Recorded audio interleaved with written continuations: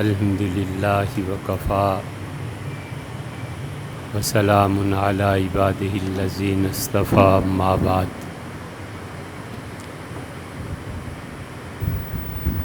اللہ تعالیٰ کا ایک نظام ہے جس کے تحت اس نے دنیا بسائی ہے۔ اللہ کی پاک ذات ہمیشہ خالق رہی ہے، وہ اب بھی خالق ہے اور وہ آئندہ زمانوں میں بھی خالق رہے گا۔ جب اس کی پاک ذات کے علاوہ کائنات میں کچھ نہیں تھا، اس نے یہ چاہا کہ اس کی مختلف صفات طیبہ کا ظہور ہو۔ وہ خالق ہے اور تھا مگر مخلوق نہیں تھی۔ وہ پہلے بھی رزاق تھا، اب بھی، مگر رزق کس کو دے کوئی نہیں تھا۔ وہ پہلے بھی غفار اور غفور تھا، مگر کس کے گناہوں کی مغفرت کرے کوئی نہیں تھا۔ پھر اس کائنات کو اللہ نے اس لیے پیدا کیا کہ اس کی جن صفات کا تعلق مخلوق کے ساتھ ہے ان صفات کا ظہور ہو۔ اس لیے جو لوگ کہتے ہیں کہ اللہ تعالیٰ نے اس کائنات کو کیوں پیدا کیا، تو وہ نہیں جانتے کہ اس کائنات کو کسی کے لیے پیدا نہیں کیا گیا۔ اسی لیے محققین جب اس حدیث پر بحث کرتے ہیں کہ یہ دنیا حضور اقدس صلی اللہ علیہ وسلم کے لیے پیدا کی گئی، تو محققین اس کا انکار کرتے ہیں اور کہتے ہیں ایسی کوئی بات نہیں ہے۔ قرآن بار بار کہتا ہے کہ الا بالحق، ہم نے اس کائنات کو پیدا کیا سچائی کے اظہار کے لیے۔ سب سے بڑی سچائی یہ کہ وہ خالق ہے، سب سے بڑی سچائی یہ کہ وہ معاف فرمانے والا ہے، سب سے بڑی سچائی یہ کہ وہ رزق دینے والا ہے۔ اللہ کی ہر وہ صفت جو اس کی مخلوق سے تعلق رکھتی ہے وہ سچائی ہے، اور اس کی تمام صفتیں سچی ہیں۔ لیکن پیدا کرنے کے بعد اس نے انسانوں کے ذمے کچھ کام لگائے اور ایک اصولی بات یہ فرما دی کہ دیکھو ہم تمہیں اس دنیا میں بھیج رہے ہیں لیبلوکم ایکم احسن عملا، تاکہ ہم تمہاری جانچ کریں کہ تم میں سے کون آدمی اچھے کام کرتا ہے، اور جو اچھے کام کرے گا ہم اسے پلٹائیں گے۔ اور یہاں ایک بہت خوبصورت اور پاک لوگوں کی بستی ہے جہاں فرشتے ان کے خادم ہوں گے، یدخلون علیہم من کل باب، ہر جگہ جہاں دروازہ جنت میں ہوگا وہاں وہ آئیں گے، تمہیں سلام کریں گے، اور دیکھو وہاں تم ہمیں بھی دیکھو گے، ہماری زیارت ہوگی۔ وہ پاک بستی ایک مجھے بسانی ہے اور اس کے اہل ہو کر دنیا سے آنا، اگر تم اہل نہیں ہوگے تو اس پاک زمین پہ جگہ نہیں پاؤ۔ پھر اسے دوسرے لفظوں میں سمجھایا اور کہا فَحَسِبْتُمْ أَنَّمَا خَلَقْنَاكُمْ عَبَثًا، تم یہ سمجھے بیٹھے ہو کہ ہم نے تمہیں بیکار میں پیدا کیا، وَأَنَّكُمْ إِلَيْنَا لَا تُرْجَعُونَ، اور تم ہمارے پاس لوٹ کے نہیں آؤ گے۔ فَتَعَالَى اللَّهُ الْمَلِكُ الْحَقُّ، اللہ کی ذات جو حقیقی بادشاہ ہے وہ سب سے اونچی ہے، وہ سب سے عالی مرتبت ہے۔ جس آدمی نے یہ سوچا ہے کہ وہ بیکار پیدا کیا گیا ہے، یا اس کی زندگی بیکار ہے، یا اس سے کبھی اس طرف توجہ ہی نہیں دی، وہ سخت خسارے میں رہے گا، اور آج نہیں کل اللہ کا قانون اس پہ نافذ ہوگا، اور خدا اس سے پوچھے گا کہ میں نے تمہیں دنیا میں کس مقصد کو بھیجا تھا اور تم کیا لے کر آئے۔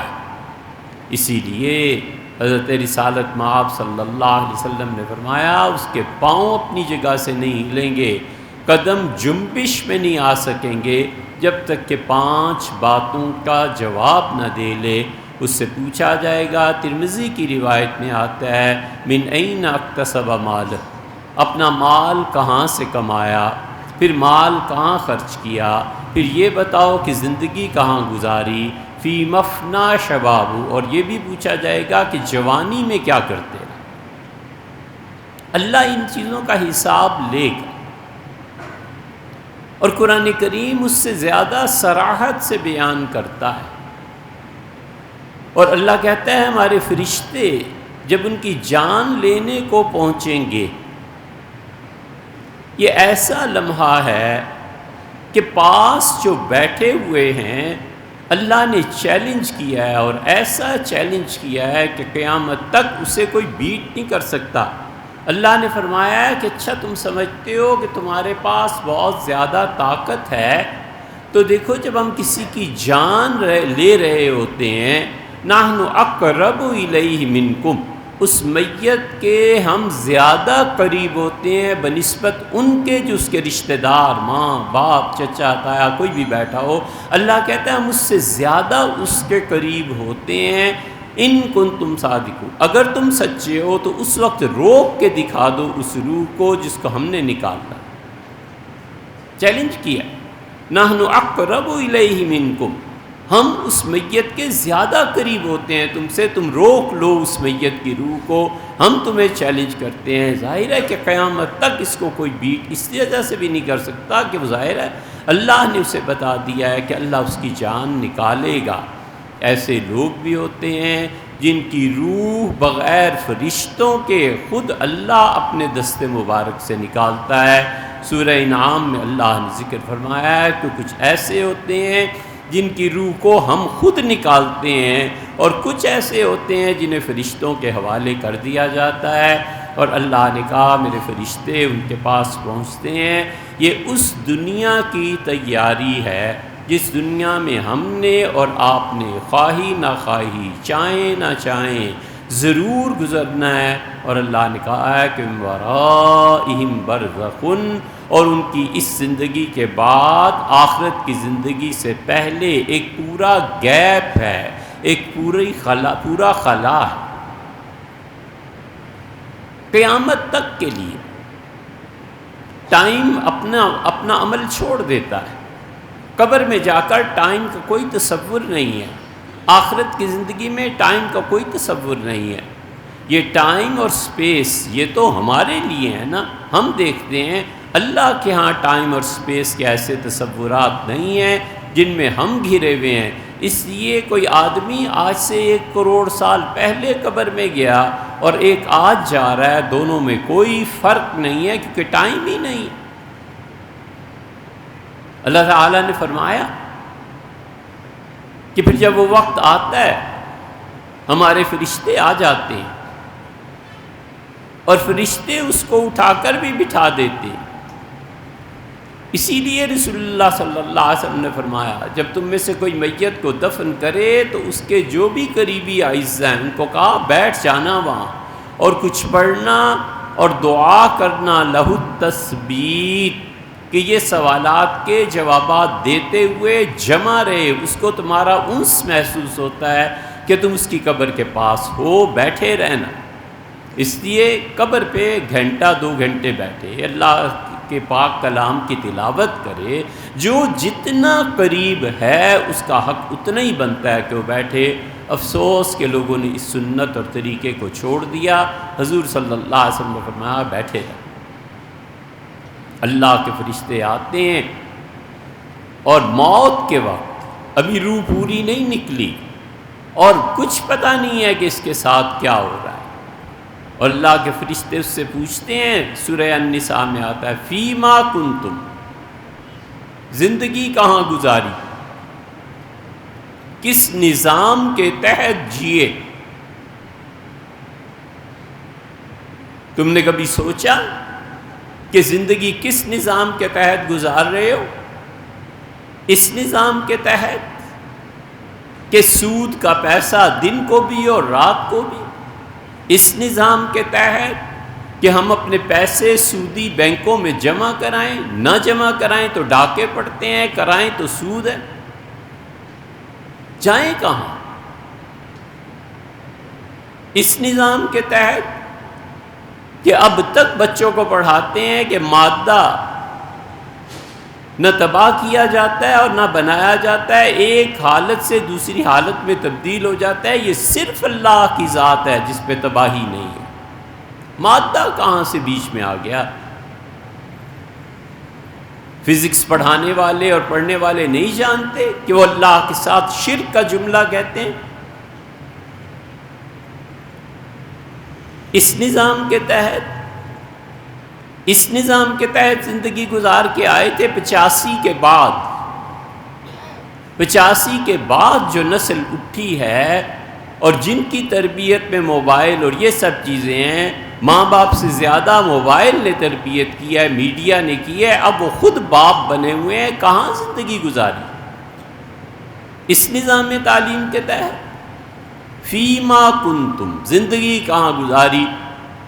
اور وہ جواب دیں گے کہ کننا مستضعفین فی الارض، ہم زمین میں بڑے کمزور تھے، کچھ کر نہیں سکتے تھے، کہیں جانا چاہیں ویزے نہیں ملتے تھے، وہاں رہنا چاہیں تو رہ نہیں سکتے تھے، کرتے کیا؟ اللہ نے کہا میرے فرشتے ماریں گے، رکھ کے ایک تھپڑ ان کی چہرے پہ اور ایک ان کی پشت پہ آگ کے کوڑے برسائیں گے اور کہیں گے زندگی کہاں گزار کے آئے؟ قالوا کنا مستضعفین فی الارض، کہیں گے اللہ ہم اس زندگی میں بہت کمزور تھے۔ لم تکن ارض اللہ واسعہ، فرشتے کہیں گے اللہ کی زمین بہت پھیلی ہوئی تھی، فتہاجروا فیہا، ہجرت کر جاتے۔ ہجرت کہاں کرتے حضرت؟ ویزا ہی نہیں ملتا تھا۔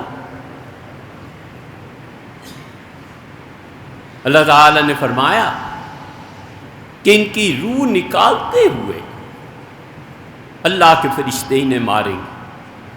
ہم اور آپ اس مار کو سہنے کے لیے تیار ہیں؟ اللہ کے فرشتے جب آگ برسائیں گے کوڑے تو ہم تیار ہیں؟ ہم نے کبھی یہ سوچا ہے کہ یہ نظام کیا ہے جس کے تحت زندگی گزر رہی ہے؟ خدا کا دین کہاں ہے؟ معیشت کہاں ہے؟ غربت پھیلتی چلی جا رہی ہے، آبادیاں پھیلتی چلی جا رہی ہیں، غریب آدمی ڈاکے ڈالنے پر مجبور ہے۔ فرشتے اس سے پوچھیں گے کہ کیوں ڈاکہ ڈالا، اور اس سے نہیں پوچھیں گے کہ تم نے اتنی سرمایہ داری کہاں سے کر لی تھی۔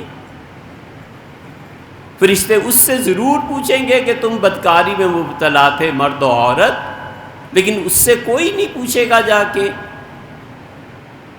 کہ یہ جو جنسی آزادیاں معاشرے میں دی ہوئی تھیں اور نکاح کو مشکل بنایا ہوا تھا، اس کا ذمہ دار کون ہے؟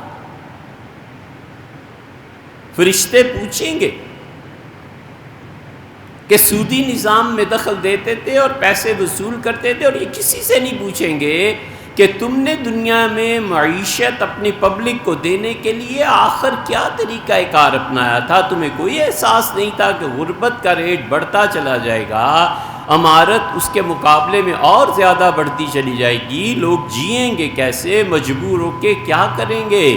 اسی لیے سیدنا عمر رضی اللہ عنہ جانتے تھے، ڈرتے تھے نا خدا سے، انہوں نے اپنی خلافت میں خطبہ دیا اور انہوں نے کہا حضور صلی اللہ علیہ وسلم کے زمانے میں یہ ریٹس تھے اور پبلک اس طرح چیزیں خریدتی تھی۔ پھر سیدنا ابوبکر رضی اللہ عنہ کا دور آ گیا اور ہم لوگ اس سے ایک طرح سے غفلت میں رہے، کام اتنے زیادہ تھے، جہاد اور سب چیزیں۔ سیدنا ابوبکر رضی اللہ عنہ کے زمانے میں مہنگائی بڑھ گئی لوگوں، میں اس کا حل کر رہا ہوں اب، اور روپے کی قدر کو گرا رہا ہوں تاکہ عوام جو ہیں ان کو سہولت ملے۔ جو تم رسول اللہ صلی اللہ علیہ وسلم کے زمانے میں 8,000 دیتے تھے، میں اسے 12,000 پہ لا رہا ہوں۔ بظاہر دیکھنے میں یہ افراط زر ہو رہا ہے، لیکن عمر رضی اللہ عنہ نے سارے اقدامات کیے، حتیٰ کہ سیدنا علی رضی اللہ عنہ کا دور آیا اور امیر المومنین رضی اللہ عنہ نے ملکی معیشت سنبھالنے کے لیے جو اقدامات کیے تھے سیدنا علی رضی اللہ عنہ نے کہا کہ اب ہمارے یہاں بالکل ٹھیک نظام چل پڑا ہے، معاشی طور پہ ہم آسودہ ہو گئے ہیں، ہمارے یہاں لوگ بہت اچھے ہو گئے ہیں، میں اس کو لوٹا کر رسول اللہ صلی اللہ علیہ وسلم کے دور کے مطابق، پچھلے زمانے کے مطابق اب نئے ریٹس مقرر کر رہا ہوں، اب تمہیں بتا رہا ہوں کہ اموال تجارت اور یہ اور یہ اور یہ، اس میں کتنا نفع اور کیسے چلے۔ کوئی پوچھنے والا نہیں ہے، اس نظام میں ہم جی رہے ہیں۔ کتنے کی زمین خریدی تھی اور کتنے میں بیچی، پلاٹ کتنے میں لیا تھا اور آج اس کی قیمت کیا ہے، یہ پیسہ کہاں سے آ رہا ہے، وہ پوچھے گا۔ اور رسول اللہ صلی اللہ علیہ وسلم نے فرمایا وہ بلائے گا اور کہے گا کیا نظام تھا تمہارا، تم نے ایک آدمی نے کوئی گناہ کیا تھا، اس کو 100 درے لگانے تھے، میں نے کہا تھا 100 لگانا، تم نے 99 کیوں لگائے؟ وہ کہے گا اللہ تیری مخلوق پہ مجھے نرمی آ گئی، شفقت آ گئی۔ اللہ تعالیٰ فرمائیں گے اچھا، ارحم بہم منی، تو میری مخلوق پہ مجھ سے بھی زیادہ رحم کرنے والا پیدا ہوا تھا۔ اور ایک کو بلائیں گے اور اسے کہیں گے 101 کیوں لگائے، اور وہ کہے گا کہ اے پروردگار لوگ قابو میں نہیں آتے تھے۔ اللہ تعالیٰ فرمائیں گے کہ احکم بہم منی، جو سزا میں نے مقرر کر دی تھی تم مجھ سے بھی بڑھ کے حکمتیں جانتے تھے کہ پبلک کیسے قابو میں آتی ہے، تو رہا فی النار، حکم ہوگا دونوں کو جہنم میں پھینک۔ ہمیں تو کوئی پوچھے گا ہی نہیں جہاں ایک درہ بھی نہیں لگتا، اور ہمیں تو کوئی پوچھے گا بھی نہیں جہاں قتل و غارت گری عام ہے۔ وہ ساہیوال کا قصہ کیا ہوا، وہ اور لوگوں کو رسوا کرنے کا قصہ کیا ہوا، کوئی ایک قصہ ہو تو بتائیں۔ فی ما کنتم، اللہ نے کہا ہمارے فرشتے ماریں گے اور پوچھیں گے کہ تم کہاں، کس طرح تم نے زندگی بسر کی، کون سا نظام۔ آج نہ ہم اس نظام کے خلاف بولتے ہیں، نہ ہم اس نظام کے خلاف اٹھتے ہیں، نہ اس نظام کے خلاف کم سے کم زبان سے ہی کہتے ہیں کہ یار یہ ظلم مچا ہوا ہے اور میں اپنی ذات کی حد تک ظلم نہیں ہونے دوں گا۔ انسان کی ایک اجتماعی ذمہ داری ہے اور ایک فرد کی بھی ذمہ داری ہے۔ ہم فرد کی حیثیت سے شوہر ہیں، باپ ہیں، ہم نے اپنے گھروں میں عدل کتنا قائم کیا ہے، کوئی پوچھنے والا نہیں نا۔ ہم نے اپنے گھروں میں سچائی کو کتنا قائم کیا ہے۔ اللہ سے ڈرو اور اللہ کے ہاں بہت سخت پکڑ ہے۔ ایک صحابی رضی اللہ عنہ، ابو رافع رضی اللہ عنہ جہاد پہ جاتے رہتے تھے، رسول اللہ صلی اللہ علیہ وسلم کے پاس ان کی اہلیہ نے بھیجا ان کو، شوہر کو، اور اسے کہا تم تو روز جہاد پہ جاتے ہو، کچھ ہو گیا، باقی لوگ کون ہیں، دیور وغیرہ ہیں، یہ سارے تمہارے بچوں کا کیا بنے گا، کچھ جائیداد بچوں کے نام کر دو۔ اسے کہا بھئی میں نے فلاں پلاٹ اور زمین اپنے بیٹے کے نام کر دی۔ بیوی بولی اور کہنے لگی کہ اچھا اس پہ کسی کو گواہ بھی بنا لو، تمہیں کچھ ہو گیا تو کل گواہی کون دے گا؟ اسے کہا کس کو گواہ بناؤں، کیا کہتی ہے؟ اسے کہا حضور صلی اللہ علیہ وسلم کو گواہ بناؤ۔ مسجد نبوی میں حاضر ہوئے، بیٹی کو بغیر کسی قصد کے، ارادے کے زمین پہ بٹھا دیا مسجد نبوی کی، اور بیٹے کو ران پہ بٹھا لیا۔ تو حضور اقدس صلی اللہ علیہ وسلم نے پہلا اعتراض فرمایا، آپ نے فرمایا بیٹی کو بھی دوسری ران پہ بٹھا یا دونوں کو زمین پہ بٹھا دے، تو یہ بیٹے اور بیٹی میں فرق کرتا ہے؟ ہم کیا کرتے ہیں؟ خود سوچ لے۔ ابو رافع رضی اللہ عنہ کا اللہ کے رسول یہ مسئلہ ہے، بیوی کہتی ہے آپ گواہ بن جائیں۔ آپ نے فرمایا تم نے تمام بیٹے بیٹیوں کو یکساں جائیداد دی ہے؟ انہوں نے کہا نہیں۔ آپ نے فرمایا اذا لا اشہد علی الظلم، پھر تو میں ظلم پہ کبھی گواہ نہیں بنوں گا، یا سارے بچوں کو اتنی جائیداد دو اور یا پھر کسی کو نہ دو۔ زندگی میں جو ہبہ ہے، جو دینا ہے وراثت سے پہلے وہ برابری کی بنیاد پہ دینا ہے، الا یہ کہ کسی میں کوئی عذر ہو، جیسے داماد ہے معذور ہے، بیٹی کو زیادہ دے دیا، یا بیٹا معذور ہے اس کو کچھ حصہ اپنی طرف سے دے دیا، 19-20 کا فرق، یہ تو شریعت مانتی ہے، لیکن اتنا واضح فرق کہ ایک تو ساری جائیداد کا مالک اور دوسرے بہن بھائیوں کو کچھ نہ ملے، یہ ظلم نہیں ہے، کیا ہے؟ اللہ تعالیٰ نے فرمایا ہے۔ اس لیے ہم سب کو سوچنا ہے کہ ہم کس نظام کے تحت زندگی بسر کر رہے ہیں۔ سود کا نظام، ظلم کا نظام، معاشی ابتری کا نظام۔ یہ معاشی ابتری کوئی چھوٹی چیز نہیں ہے، یہ معیشت میں تفاوت کوئی چھوٹی چیز نہیں ہے۔ تمام گناہوں کی اور تمام کی تمام برائیوں کی جڑ دولت کا غیر منصفانہ تقسیم کا نظام ہے۔ بس جس معاشرے میں دولت بغیر انصاف کے تقسیم ہوگی، چاہے وہ مذہبی معاشرہ ہو اور چاہے وہ بے مذہبی معاشرہ ہو، ظلم آئے گا۔ جب ظلم آئے گا تو پھر گناہوں کا سرچشمہ پھوٹے گا، پھر اس ظلم سے تکبر بھی پیدا ہوگا۔ اللہ نے کہا باسطو ایدیہم، ہمارے فرشتے دست درازیاں کرتے ہیں۔ جب ان کی موت کا وقت قریب آتا ہے تو ہمارے فرشتے اپنے ہاتھ پھیلا پھیلا کے انہیں مارتے ہیں اور کہتے ہیں کہ بما کنتم تستکبرون، زمین میں تم نے سر اٹھا لیا تھا، متکبر آدمی، تمہیں بتائیں کیا ہے؟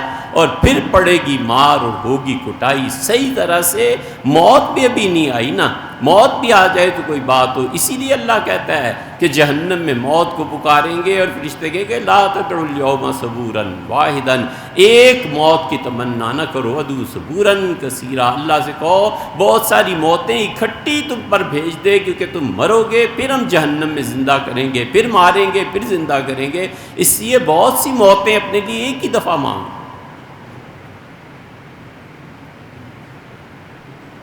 ہم کیوں نہیں اس نظام کے خلاف بولتے؟ ہمارے مذہبی ٹھیکیدار یہ ممبر پہ قبضہ کیے ہوئے یہ کیوں نہیں بولتے؟ یہ کیوں اپنی ذات کو بناتے ہیں؟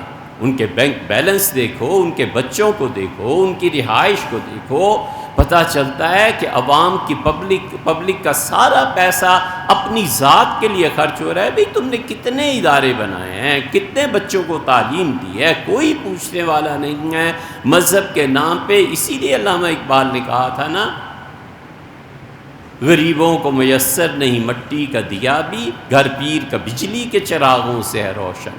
پھر آگے کہا مانند بتاں پجتے ہیں کعبے کے برہم۔ یہی حال سرمایہ داروں کا ہے، یہی حال یہاں ہے۔ اسی لیے حضور اقدس صلی اللہ علیہ وسلم نے فرمایا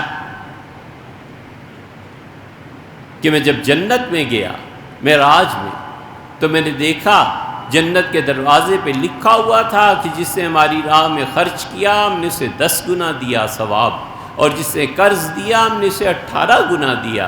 میں نے کہا جبریل وہ جو قرض دے رہا ہے اس کا تو پیسہ واپس بھی آ جاتا ہے، اسے 18 اور وہ جو ہے اس کو 10 پیسہ جس کا فنا ہو گیا۔ انہوں نے کہا اس لیے کہ اللہ کے رسول قرض کوئی مصیبت اور مشکل سے ہی لیتا ہے، تو اس نے قرض دے کے پیسہ دے کے بھی اچھا کام کیا اور کسی مسلمان کی ضرورت پوری کر دی، اس نے بھی اچھا کام کیا۔ ان دونوں کی وجہ سے اسے اللہ نے 18 کر دیا۔ اللہ تعالیٰ فرماتے ہیں باسطو ایدیہم، ہمارے فرشتے ہاتھ پھیلا پھیلا کے صحیح معنی میں دھن کے رکھ دیں گے اس روح کو۔ ہم تیار ہیں اس کے لیے، ہم کبھی چیلنج نہیں کرتے باطل کو، ہم کبھی چیلنج نہیں کرتے ظلم کو۔ ایک آدمی گاڑی غلط پارک کر رہا ہے، ایک دوسرا اسے کہتا ہے یار نہ کرو یہ سارا ٹریفک بلاک ہو جائے گا، وہ ایک آدمی ہے، ہم کبھی نہیں اپنی کار سے نکل کے کہتے کہ یار یہ سچ کہہ رہا ہے آپ ہٹائیں اس گاڑی کو۔ ہم کیوں نہیں انل منکر سے ہٹے ہوئے؟ ہم کیوں کہیں نہیں جا کے کہتے کہ بھئی ختم کرو یہ بینکوں کا نظام؟ ہم نہیں ختم کر سکتے لیکن ہم تمہارے سامنے صاف کہتے ہیں ہم بری ہیں۔ اللہ نے فرمایا ہاں مگر وہ لوگ جو واقعی مظلوم ہیں، وہ کہتے ہیں ربنا اخرجنا من هذه القرية الظالم اهلها، اللہ ہمیں اس بستی سے کسی طرح نکال دے جہاں کے والی اور وارث ظالم ہیں۔ یہ ظالمانہ نظام، یہ جمہوریت کا نظام، یہ صدارتی نظام، یہ سب کے سب ہر وہ چیز جو اللہ کے نظام کے خلاف ہے ظالمانہ نظام ہے۔ اللہ نے کہا وہ ہم سے دعا مانگتے ہیں کہ اخرجنا من هذه القرية الظالم اهلها، اللہ اس بستی سے نکال دے، اس ملک سے نکال دے جہاں پر ہر طرف ظلم مچا ہوا ہے، وجعل لنا من لدنک ولیا، اللہ کوئی دوست بنا دے، وجعل لنا من لدنک نصیرا، اللہ خاص اپنی مدد نازل فرما کہ میں اس نظام سے نجات پا جاؤں۔ دعا تو مانگتا ہے نا، تنگ تو آیا ہوا ہے نظام سے۔ اللہ نے کہا صلی اللہ یفعف عنہم، ممکن ہے کہ اس کی موت کے وقت اللہ اس سے درگزر سے کام لے اور عذاب کے فرشتے نہ بھیجے۔ ہم تو دعا بھی نہیں مانگتے۔ ایک طبقہ ملک کا ایسا ہے جس پہ قابو پایا جا سکتا ہے کہ اس کے خلاف کوئی نہ بولے۔ حکومت وقت یہ چاہتی ہے کہ ہمارے خلاف کوئی نہ بولے، تو حکومت پابندیاں لگاتی ہے نا جی، وہ کہتی ہے پریس کو ایسے کنٹرول کرنا ہے، میڈیا کو ایسے بالکل ٹھیک ہے جناب، ہوتا ہوگا جو آپ کا فلسفہ۔ کبھی یہ خیال نہیں آیا کہ ہم نے اس فحاشی کو بھی کنٹرول کرنا ہے، ہم لے جا کہاں رہے ہیں اس قوم کے بچوں کو، اور ہو کیا رہا ہے اس پہ کوئی کنٹرول نہیں ہے، جس کے متعلق کہتا ہے اللہ ان الذین یحبون ان تشیع الفاحشۃ فی الذین آمنوا، وہ لوگ جو چاہتے ہیں کہ اپنے علاوہ دوسروں کو بھی فحاشی کی ترغیب دیں، خود تو بربادی کے کام کرتے ہی ہیں، وہ چاہتے ہیں دوسرے بھی اس گناہ میں شریک ہوں۔ اللہ نے کہا خزی فی ہذہ الحیات الدنیا، اس دنیا بھی میں انہیں رسوا کروں گا اور آخرت میں بھی ذلیل کروں گا۔ یہ اللہ نے فرمایا ہے۔ یہ کلپس، یہ چیزیں، یہ سینڈ کرنا، اس کے علاوہ کیا ہے کہ دوسرا بھی اسی گناہ میں مبتلا ہو جس میں میں ہوں۔ اللہ کہتا ہے میں دنیا میں بھی تمہیں رسوا کروں گا اور آخرت میں۔ یہ سارے نظام کے تحت امجیر ہے۔ اس لیے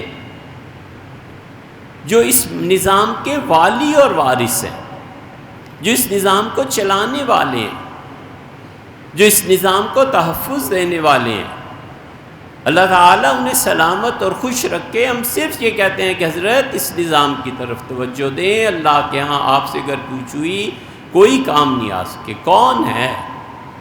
12-15 آدمی تو ہیں، چیف ہیں، DGISI ہیں، کور کمانڈرز ہیں۔ ہم کہتے ہیں حضرت کچھ لینا نہ دینا، ہم آپ سے ہاتھ ملانے کی بھی کچھ نہیں، کوئی خواہش نہیں رکھتے، صرف یہ عرض کرتے ہیں کہ جناب والا اس نظام کو تبدیل کر دیں، اس معیشت کو تبدیل کریں، اس نظام تعلیم کو تبدیل کر دیں، مہربانی کر کے میڈیا کو کنٹرول کر لیں۔ یہ چند ایک چیزیں ہیں تاکہ ہماری آئندہ نسلیں، آپ کی نسلیں بھی سرکار ان مصیبتوں سے بچیں۔ اللہ آپ کو اجر دے، اللہ آپ کو جنت کے باغات میں لے جائے۔ ہم صرف درخواست کرتے ہیں کہ آپ کے قبضے میں یہ نظام ہے، اللہ کے لیے اسے بدل دیجیے، بس بغیر کسی تنقید کے، بغیر ماضی پہ جائے، بغیر کوئی حوالہ دیے۔ چند ایک افراد ہیں، ہماری بات ان تک نہیں پہنچے گی لیکن اللہ تک تو پہنچ رہی ہے۔ اللہ نے اگر پوچھا کہ ممبر پہ بیٹھے تھے کیا بتایا تھا لوگوں کو، ہم صاف کہیں گے کہ اللہ ہم نے عرض کیا تھا کہ یہ نظام ٹھیک نہیں ہے، مہربانی کر کے اسے بدل دیں تاکہ اللہ کے ہاں ہم بری ہوں۔ اسی لیے اللہ کہتا ہے کہ والرہبان، ان کے مولوی، ان کے درویش، ان کے پیر، اللہ کہتا ہے 2 نبیوں کے ذریعے میں نے ان پہ لعنت کی، داؤد علیہ السلام کے ذریعے اور عیسیٰ علیہ السلام کے ذریعے۔ اکالون للسحت، بدترین حرام سود کھانے والے یہود، لولا ینہاہم الربانیون، ان کے ہاں یہودیوں کے جو ان کے علماء تھے، جو ان کے درویش تھے، لولا ینہاہم الربانیون، وہ کیوں نہیں منع کرتے تھے اپنی قوم کو، اپنے لوگوں کو، عن قولہم الاسم، کہ جھوٹ مت بولو۔ ہم ہمیشہ جھوٹ کے خلاف اسی لیے بولتے ہیں، یہ ہماری ذمہ داری ہے۔ اللہ قیامت میں یہ کہے کہ تم نے جھوٹ کے خلاف لوگوں کو بتایا تھا، بہت اچھا کیا، یہ زیادہ اچھا ہے، یا خدا کرے خدا کل کو ولیعذ باللہ کہ میری لعنت پڑے تم پہ، اتنے لوگ سننے آتے تھے، تم کبھی جھوٹ کے خلاف بولے ہی نہیں۔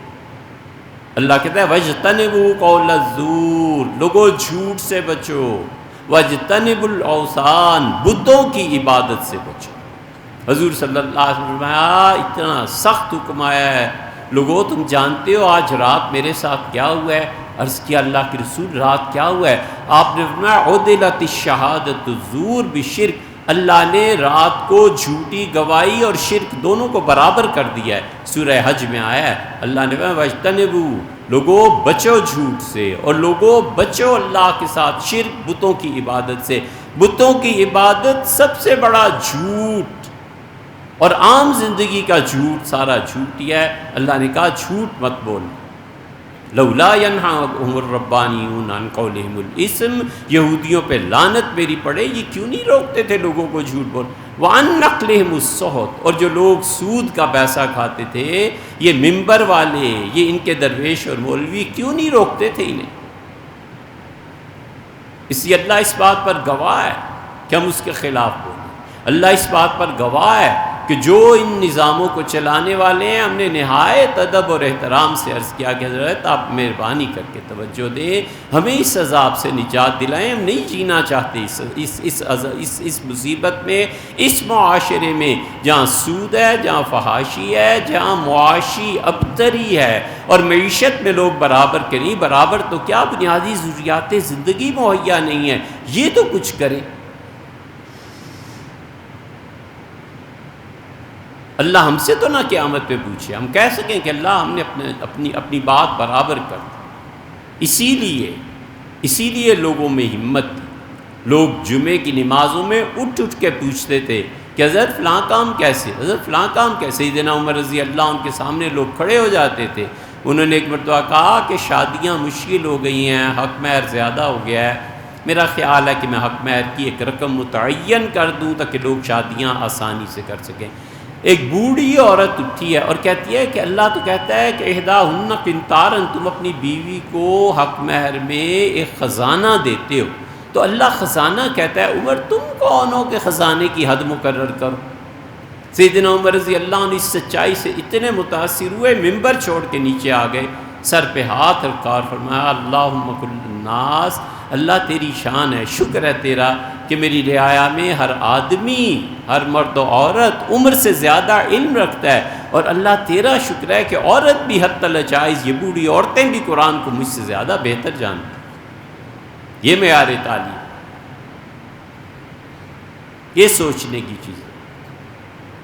یہ جو باقی 3 جمعے ہیں وہ بھی انشاءاللہ اسی موضوع پہ بات